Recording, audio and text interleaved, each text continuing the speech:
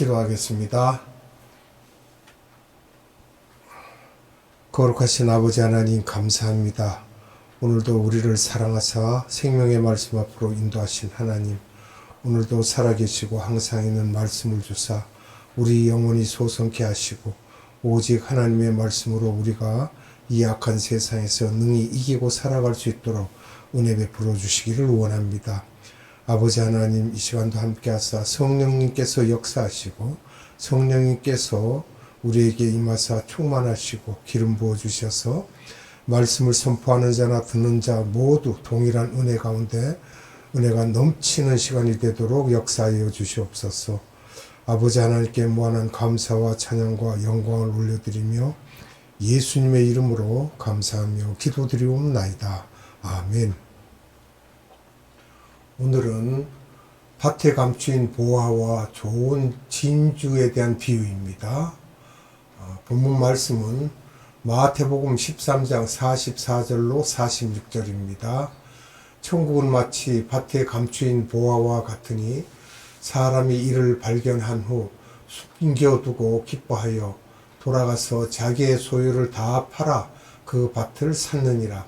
또 천국은 마치 좋은 진주를 구하는 장사와 같으니 극히 값진 진주 하나를 만나매 가서 자기의 소유를 다 팔아 그 진주를 샀느니라. 아멘. 오늘은 마태복음 13장의 비유 말씀 중에 네 번째 말씀입니다. 비유의 말씀을 다시 한번 우리가 정리해 보면요. 첫째, 씨 뿌리는 비유이죠. 길가밭, 돌밭, 가시떨기밭, 옥토밭, 이렇게 해서 이중 옥토밭이 되어야 하는 이유는 열매를 맺기 때문입니다. 30배, 60배, 100배 열매를 말씀하시고 있고요. 마태복음 13장에서 천국의 비유를 말씀하신 것은 열매 맺는 것 때문에 하시는 말씀입니다. 두 번째는 좋은 씨와 가라지 비유를 말씀하셨죠. 이 두 가지를 서로 비교하여 말씀하신 것입니다. 세 번째는 겨자씨와 누룩에 대한 비유였습니다. 이 두 가지도 서로 비교하여 말씀하셨습니다. 네 번째는 감추인 보화와 좋은 진주의 비유입니다. 두 가지를 서로 비교하고 계십니다. 다섯 번째는 각종 물고기와 그물에 대한 비유입니다. 천국과 심판에 대한 말씀입니다. 여기서 발견한다는 것은 서치한다, 즉 눈을 부릅뜨고 찾는 것을 말합니다. 서치라이트를 켜서 눈을 부릅뜨고 찾는 것과 같은 그런 현상을 말하고 있고요.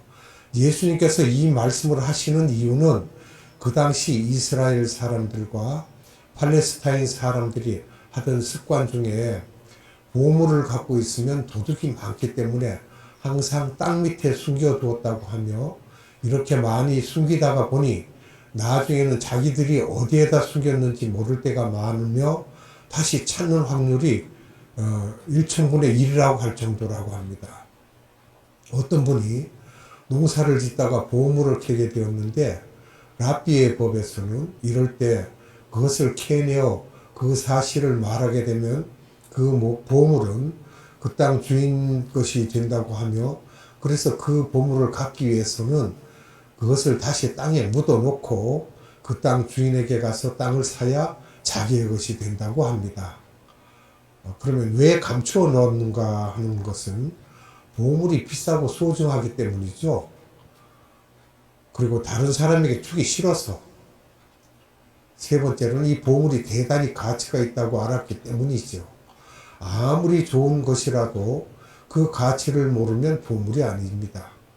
산상수훈에서 개나 돼지에게 보물을 함부로 주지 말라고 하신 이유가 같은 내용입니다.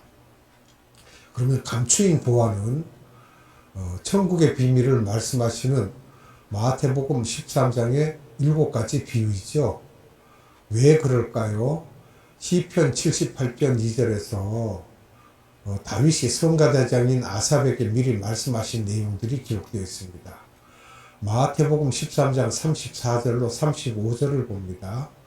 예수께서 이 모든 것을 무리에게 비유로 말씀하시고 비유가 아니면 아무것도 말씀하지 아니하셨으니 이는 선지자로 말씀하신 바 내가 입을 열어 비유로 말하고 창세부터 감추인 것들을 드러내리라 함을 이루려 하심이니라. 아멘.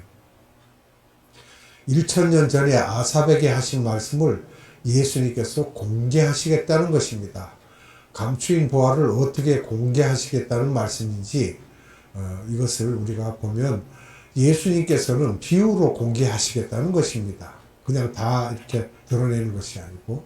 그러면 왜 비유로 말씀하셨는가? 아무나 듣는다고 다 깨닫는 것이 아니기 때문입니다. 마태복음 13장 13절에 그러므로 내가 저희에게 비유로 말하기는 저희가 보아도 보지 못하며 들어도 듣지 못하며 깨닫지 못함이니라. 아멘.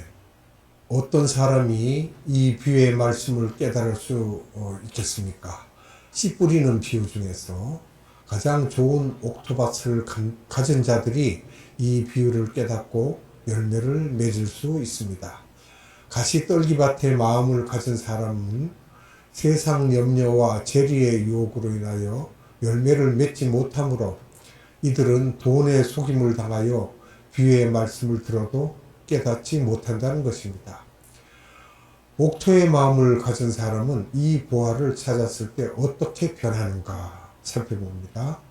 가치관, 세계관, 인생관, 미래관이 변하게 됩니다.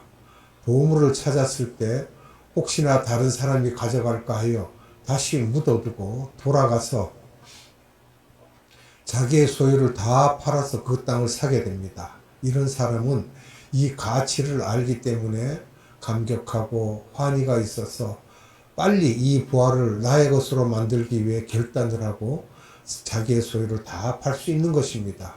잘못하면 위험 부담이 있기도 하겠지만 계산하지 않고 결단할 수 있어야만 됩니다. 그러면 천국은 진주를 사러 다니는 장사꾼과 같다라는 말씀이 있습니다. 마태복음 13장 45절에요. 그러면 장사꾼의 원리를 보면 싸게 사서 비싸게 팔아 이윤을 최대한으로 남기는 것입니다. 장사꾼에게 가장 좋은 물건은 순도가 가장 높은 진주이죠. 여기에서 구한다는 것은 눈이 뒤집어져서 찾으러 다니는 그러한 현상을 말하고요.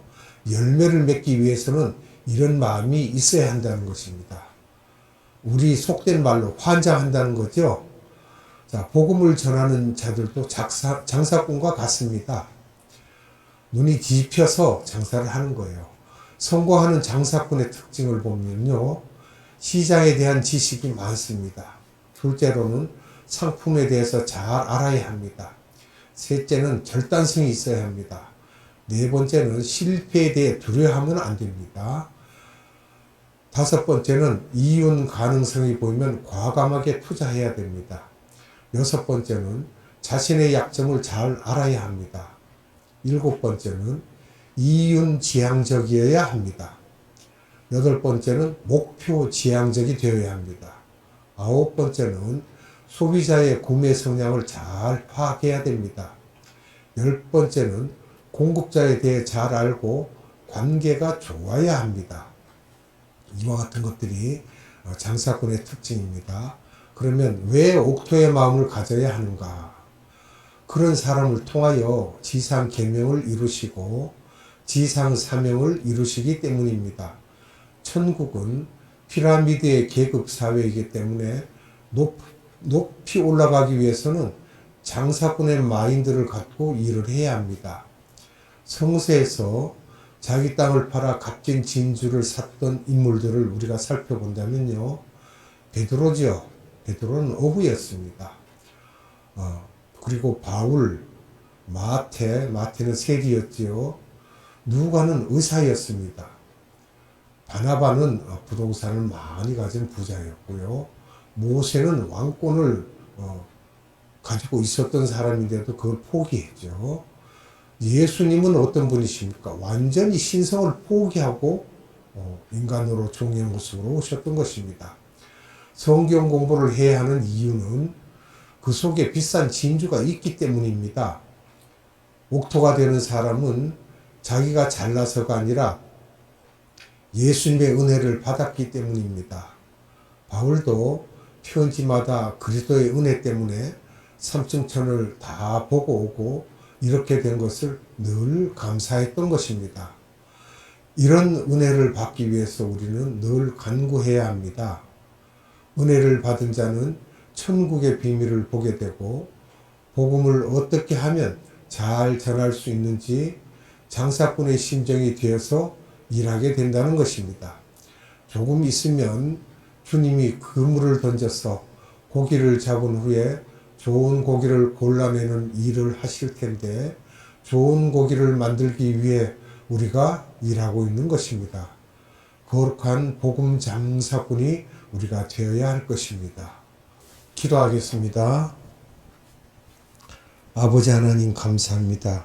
분명 우리에게 천국의 비밀을 말씀해 주고 계시는데 이 비밀은 창세전에 말씀하시고 숨겨놓았던 것이며 이 숨겨놓은 비밀을 비유로서 말씀해 주시면서 이것을 감추인 보화라고 하셨는데 우리들이 이 감추인 보화를 보았으며 이 보화를 본 우리들이 이것을 숨겨놓고 기뻐하여 빨리 집에 돌아가 자기의 소유를 다 팔아서 이 보화를 사는 것 자처럼 좋은 진주를 매일 찾아다니다가 만나게 되면 그것을 내 소유를 다 팔아 그 진주를 내 것으로 만드는 옥토의 마음을 갖게 하셔서 30배, 60배, 100배의 열매를 맺게 하여 주시옵소서.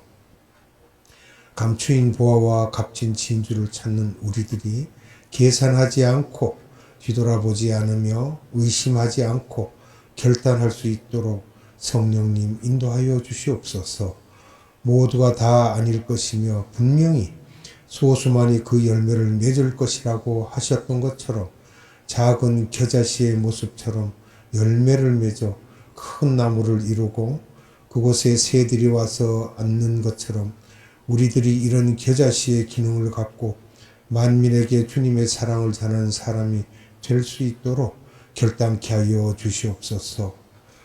잡다한 주변의 유혹에 빠지지 않게 하여 주시고 또 이 세상의 걱정과 물질의 유혹에 빠져서 이 결단을 하는데 방해받지 않도록 성령님 도우시고 역사하여 주시옵소서.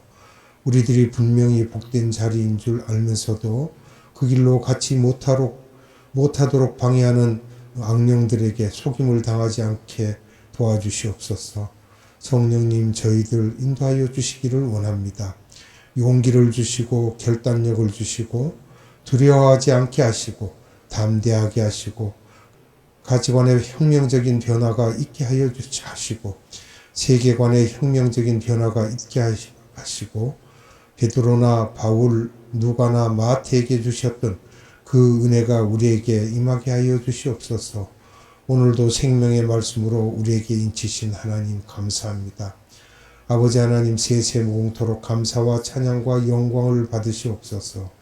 예수님의 이름으로 감사하며 기도드리옵나이다. 아멘. 주님 가르쳐준 기도로 예배를 마치겠습니다. 하늘에 계신 우리 아버지, 아버지의 이름을 거룩하게 하시며 아버지의 나라가 오게 하시며 아버지의 뜻이 하늘에서와 같이 땅에서도 이루어지게 하소서. 오늘 우리에게 일용할 양식을 주시고 우리가 우리에게 잘못한 사람을 용서하여 준 것 같이 우리의 죄를 용서하여 주시고 우리를 시험에 빠지지 않게 하시고 악에서 구하소서. 나라와 권능과 영광이 영원히 아버지의 것입니다. 아멘.